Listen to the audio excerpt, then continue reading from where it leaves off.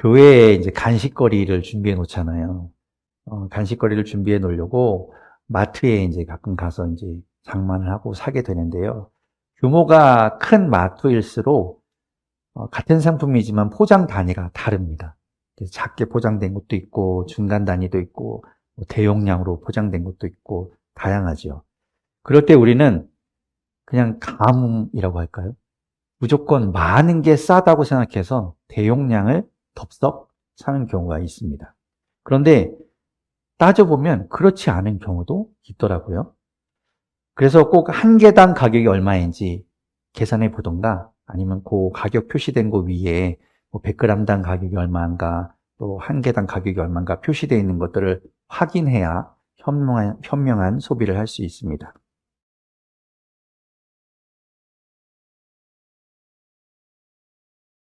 잘 따져봐야 되는 거죠. 계산해봐야 됩니다. 그러니까 뭐 티끌 모아 태산이라는 말도 있지만 이런 작은 지출들이 모여서 큰 지출의 구멍을 만들게 됩니다. 그런데 때로는 우리의 계산을 벗어난 일들이 있어요. 우리가 암만 계산을 하고 잘 준비를 했는데 그게 맞아떨어지지 않고 어딘가에서 이게 잘못된지 모르지만 다른 결과를 낳는 경우가 생깁니다. 분명히 맞게 계산했고 준비를 잘 했는데도 불구하고 말이죠. 그러면 우리는 너무나 당황스럽게 되지요. 오늘 우리는 나름대로 계산을 잘하고 준비를 잘한 사람이지만 전혀 다른 상황을 맞이한 이야기를 보게 됩니다. 그 상황을 맞이한 사람의 이름은 유다의 왕 아마샤입니다.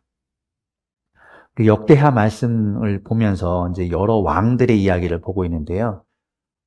물론 뭐 솔로몬 왕도 있었고 그 이후에 이제 남북으로 갈라진 이후의 왕들을 보면 세 번째 왕이었던 아사 왕, 그리고 네 번째 왕이었던 여호사밧 왕을 보았고요.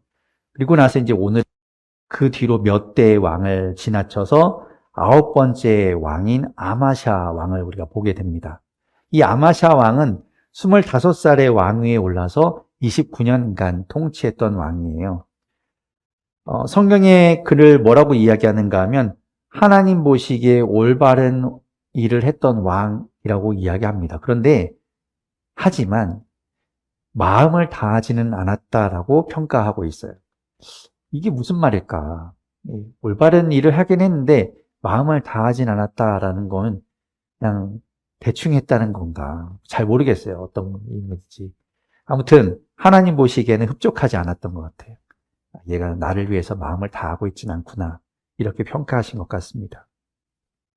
이 아마샤가 왕이 되고 나서 이제 군대를 정비해요.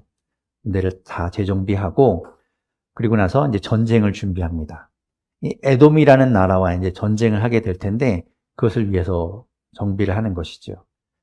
그래서 오늘 본문 5절, 6절에 이렇게 이야기를 하고 있는데요. 같이 한번 5절, 6절 다시 한번 읽어볼게요. 함께 읽겠습니다. 시작. 아마샤는 유다 지파와 베냐민 지파 사람들을 그들이 소속된 가문별로 군대 단위로 조직하고 그들 위에 군대 지휘관인 천부장과 백부장을 임명하여 세웠다. 이 군대 조직에 편성된 사람들은 20살 이상 된 남자들로서 모두 30만 명이나 되었다. 이 사람들은 창과 방패로 무장하고 전쟁터에 나갈 수 있는 장정들이었다. 이 밖에도 그는 은 100달란트를 주고 북왕국 이스라엘에서 용감한 군인 10만 명을 고용하였다. 아멘. 이 남유다는 유다 지파와 베냐민 지파로 이루어져 있습니다. 그래서 이제 그 유다 지파와 베냐민 지파에서 전쟁에 나갈 수 있는 20살 이상 된 남자들을 이제 징집한 것이죠. 이렇게 숫자를 세어보니 30만 명이었다는 거예요. 우리가 첫 번째로 보았던 그 아사 왕 때는 58만 명이었습니다. 그리고 두 번째로 보았던 여호사밧 왕 때는 100만 명이 넘었어요. 그런데 오늘은 30만 명이라고 하는 거 보니 많이 줄었죠.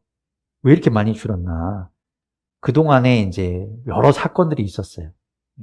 여러 가지 일들을, 왕들을 거치면서 여러 사건들을 지나오면서 많은 사람들이 이제 희생된 것으로 보이죠.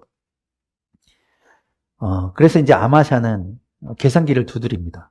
이때는 계산기가 없었으니까 뭐 주판 정도를 두드렸겠죠. 30만 명, 30만 명으로 과연 에돔과 싸워서 이길 수 있을까? 부족해 보였던 거예요. 이걸로는 안 되겠다. 그럼 어떡하는가? 북이스라엘에서 군인들을 빌려옵니다. 돈을 주고 이제 고용해 오는 거예요. 용병을 고용한 겁니다. 뭐 북이스라엘과 사이가 좋아서 아이고 우리 군인 좀 빌려주십시오 하면 뭐 기꺼이 빌려주고 이런 정도는 아닌데 돈을 주고 이제 사온 거예요. 사이가 좋진 않았지만 그만큼 아마샤가 계산했을 때는 30만 명으로는 이거 택도 없다. 이건 부족하다. 이러면 진다라고 계산한 것이죠. 그래서 은 100달란트를 주고 10만 명의 군인을 데려옵니다. 은 100달란트를 이미 이제 선 지불하고 10만 명을 데리고 온 건데요. 이게 어느 정도 가치일까? 은 100달란트. 은 100달란트는요, 지금으로 따지면 은 3.4톤에 해당돼요. 요즘 금값이 천정부지로 막 치닫고 계속 올라가고 있죠. 덩달아서 은도 따라서 올라가고 있습니다. 그래서 뭐 은, 금 이런 거에 이제 관심이 있으신 분들은 요즘 시세가 어떤지 이제 대략적으로 아시겠지만 제가 찾아보니까 은이요 1kg에 대략 360만 원 정도 합니다. 그러면 3.4톤이면 얼마일까요? 계산해 보면 약 122억 4천만 원 정도 되는 돈이에요. 적은 돈은 아니죠. 그런데 이 10만 명이라는 사람을 생각해 보면 이 한 사람당 나눠보면 그렇게 큰 돈은 아닙니다. 한 사람당 12만 2,400원이에요. 이게 한 사람의 목숨값이라고 하기에는 너무 턱없이 부족한 값이죠. 아니 12만 원을 주고 한 사람을 데려다가 전쟁에 내보낸다는 게 좀 이상합니다. 아마도 이 은 100달란트는 그 군인들에게 지급한 돈이 아니라 북이스라엘의 왕에게 지불한 돈이겠죠. 그리고 이제 허락을 받고 군인들을 데려온 것이고 이 군인들에게는 나중에 전쟁에서 얻은 전리품을 너희가 가져가라 라고 아마 약속을 했을 겁니다. 그래야 동기부여가 되죠. 뭔가 자기들도 얻는 게 있어야 전쟁에 나가서 싸울 거 아니에요? 그렇게 해서 이제 전쟁에 나가게 된 겁니다. 자, 그러면 이제 원래 남유다 군인 30만 명, 그리고 북이스라엘에서 데려온 10만 명에서 총 40만 명이 전쟁에 나가려고 준비를 합니다. 아마샤 왕은 그 정도면 됐다. 이 정도면 에돔과 전쟁을 해볼 만하다라고 계산을 한 겁니다. 나름 준비를 다 마치고 전쟁에 나가려고 하는데 그때 하나님이 이 아마샤를 막아 세우십니다. 오늘 본문 7절에서부터 9절에 이렇게 말씀하고 있어요. 같이 한번 7절부터 9절 말씀을 읽어보겠습니다. 시작. 그러나 어떤 하나님의 사람이 아마샤에게 가서 말하였다. 임금님께서는 이스라엘 군대를 데리고 가지 마십시오.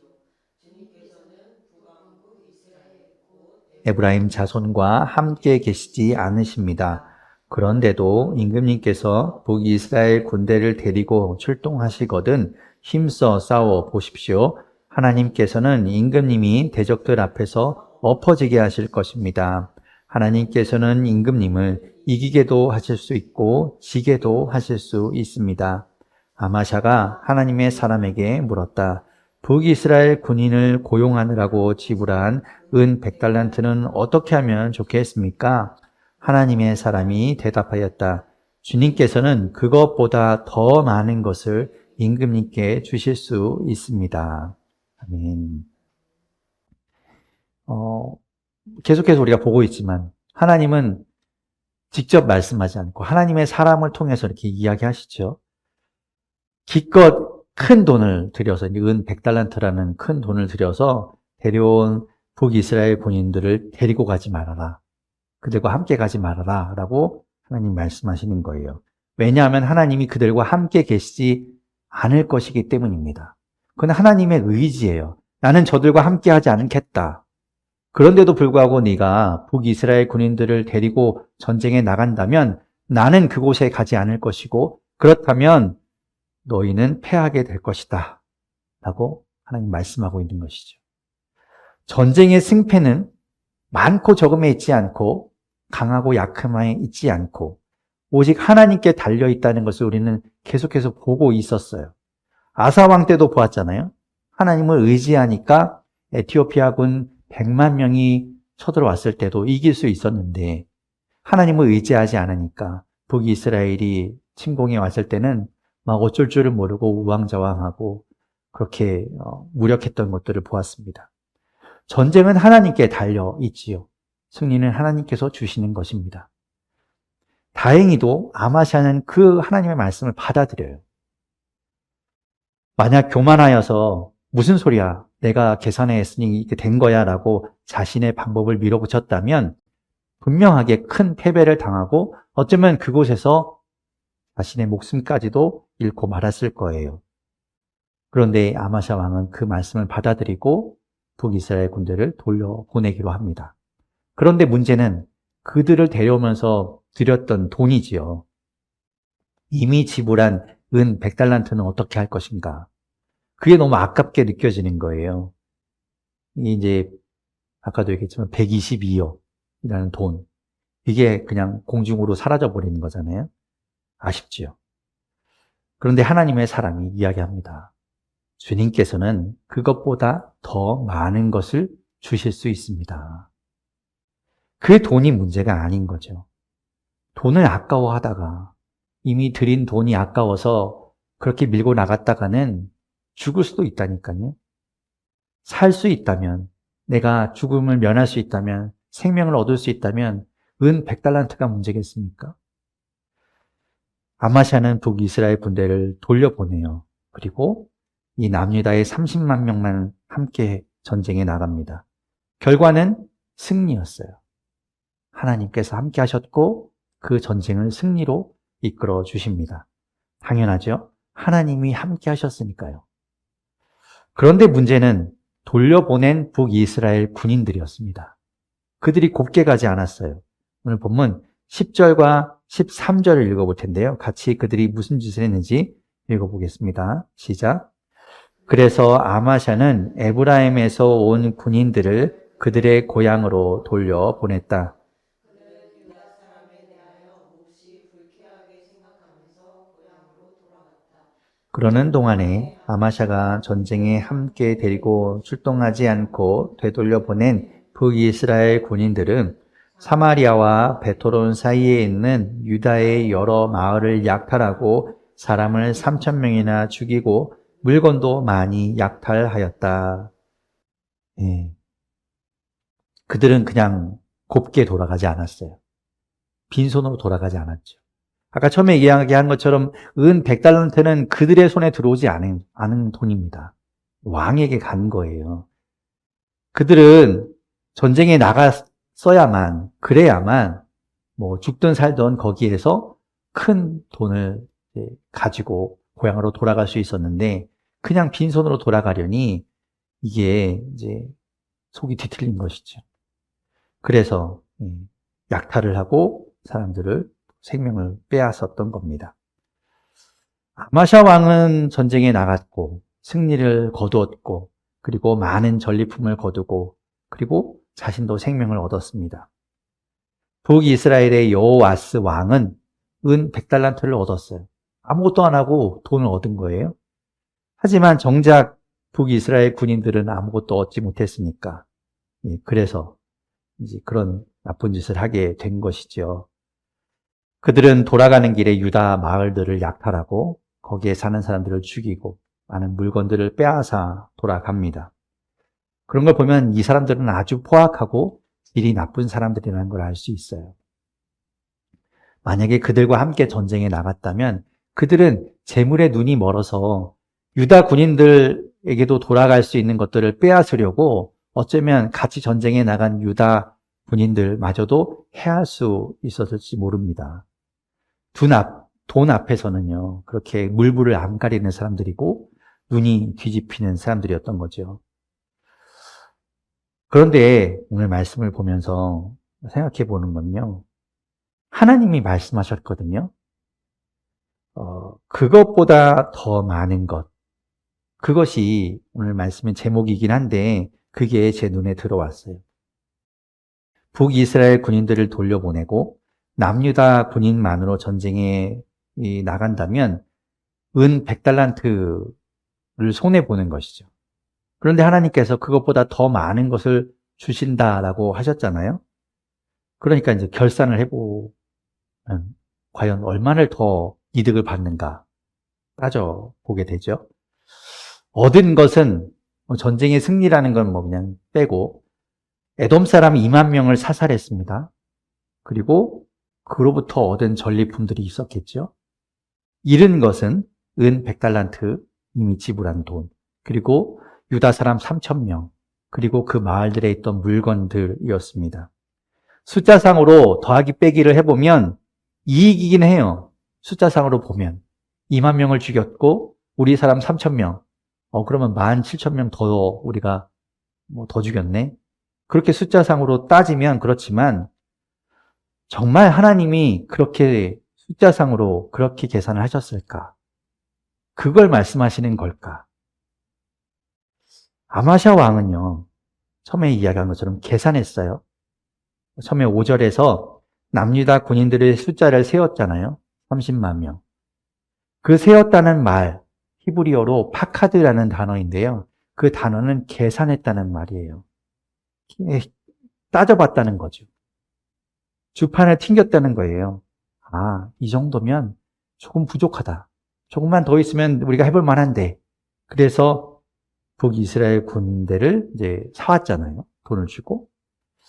그런데 하나님께서 분명하게 그것보다 더 많은 것을 주신다고 하셨으니까 그렇다면 하나님의 계산은 도대체 거기에다가 얼마를 더 주신다는 걸까요?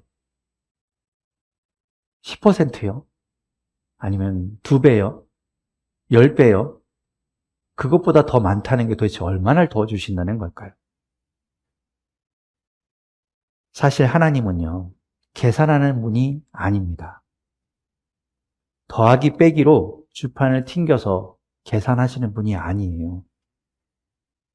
2만 명을 죽였고 13,000명이 죽었으니까 17,000명이 그래도 이익이다. 이렇게 하나님 계산하시는 분이 아니에요. 은 100달란트와 물건을 좀 빼앗기긴 했지만 그래도 그것보다 더 많은 것들을 얻었다.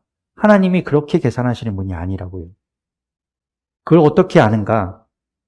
하나님이 그런 분이라면 우리는 구원받지 못했습니다. 우리 죄 하나하나 다 따져서 아마 우리는 이미 죽었어야 돼요. 우린 그런 존재이죠. 그런데 하나님은 예수 그리스도의 그 십자가 죽음으로 모든 것들을 다 없애주셨어요. 다 값을 치러주셨다고요. 물론 예수 그리스도가 모든 것 위에 뛰어나신 분이고 모든 만물보다 값진 분이시지만 계산이 그렇지 않잖아요. 주님 한 분으로 우리의 모든 죄를 다 사하여 주셨다고요. 세임을 그렇게 하셨다는 거예요. 그리고 지금도 우리는 하나님의 사랑과 은혜를 받고 있지요. 우리의 모습을 보십시오.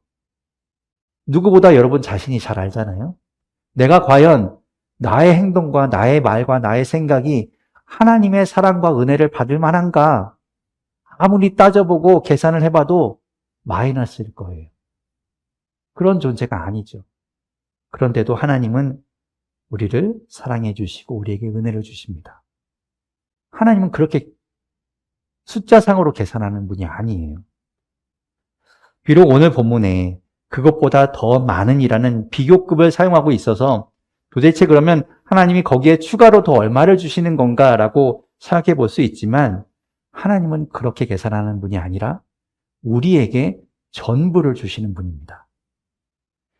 우리의 것과 비교할 수 없는 것을 주시는 분이에요.